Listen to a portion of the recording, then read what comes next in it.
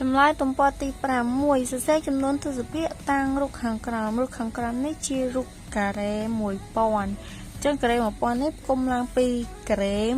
110 ដងចូលគ្នាចឹងមានថាផ្ទាំងខាងមុខនេះស្មើនឹង 100 ជួរឆនេះ 10 ជួរដេកនេះ 10 ចឹងយើងរាប់គំនូសដែលគេយក2 4 6 8 10 12 14 16 18 20 22 24 25ចឹងមានន័យថាគេគូសយកចំនួន25ក្នុងចំណោម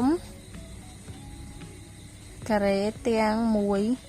1000 ចឹងបើសេជាចំនួនទស្សភាគស្មើនឹង 0.025 ចំណុចខនេះអ្នកខ្លះអាចយកច្រឡំបើមើលខាងមុខទៅគេយក2 4 6ហើយខាងគៀននេះថាគេយក6ទៀតចឹង12 12ថាលើមួយទៀត13ប៉ុន្តែមិនមែនទេចឹងប្រៀបដូចជាគូបមួយចឹងគូបនេះមួយ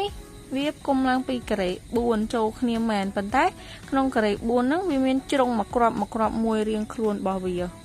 ចឹងមានន័យថាគេដកយកមួយគ្រាប់នឹងចេញយកមួយគ្រាប់នេះចេញយកមួយគ្រាប់នេះចេញ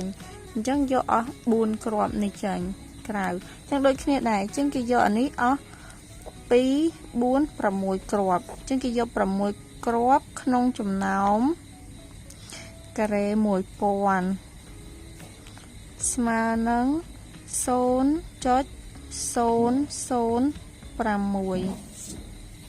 ចំណុចកបើយើងរាប់ធម្មតាមួយជួរនេះវា10 20 30 40 50បន្ថែម2ចំណុចទៀតគឺ52ចឹងមានន័យថាគេគូសយកចំនួន52ក្នុង1000ចំណែកស្មើនឹង 0.052